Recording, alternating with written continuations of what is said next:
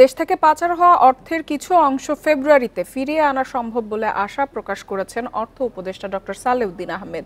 তিনি জানান, অনেক দেশে অবৈধ সম্পদ ফ্রিজ করা হয়েছে। মঙ্গলবার দুপুরে সচিবালয়ে কর সংক্রান্ত উপদেষ্টা পরিষদ কমিটির বৈঠক শেষে তিনি এ কথা বলেন।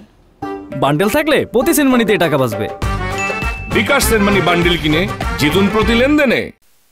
অন্তর্বর্তী সরকার দায়িত্ব নেওয়ার পর থেকেই আওয়ামী লীগের সময় বিদেশে পাচার হওয়া অর্থ ফিরিয়ে আনতে তৎপরতা শুরু হয়।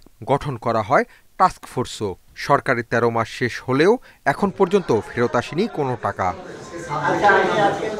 এবার দেশ থেকে পাচার হয়ে যাওয়া সেই অর্থের একটি অংশ আগামী ফেব্রুয়ারি মাসের মধ্যেই ফিরিয়ে আনা সম্ভব হবে বলে আশা প্রকাশ করেন অর্থ উপদেষ্টা। অনেক লিগ্যাল ফার্মের সাথে আলোচনা করা হচ্ছে, তারপর অনেক এজেন্সির সাথে আলোচনা অনেক দূর করে এগোচ্ছে। হয়তো ফেব্রুয়ারির মধ্যে কিছু হয়তো আসতে পারে, কিন্তু বাকিটুকু আমরা কিন্তু ওই ক্ষেত্রটা প্রস্তুত করি, কারণ এই ফর্মালিটিস কিন্তু কোনো সরকারই কিন্তু অ্যাভয়েড করতে পারবে। উপদেষ্টা জানান, পরিস্থিতি বিবেচনায় থাইল্যান্ড, ভিয়েতনাম ও মিয়ানমার থেকে আতপ চাল আমদানির অনুমতি দেওয়া হয়েছে। এখন আইদার আতপ চালটা বেশিরভাগ আইদার মিয়ানমার, থাইল্যান্ড অথবা ভিয়েতনাম, তিনটা। এটা ইন প্রিন্সিপাল আমরা বলছি আনতে পারবে।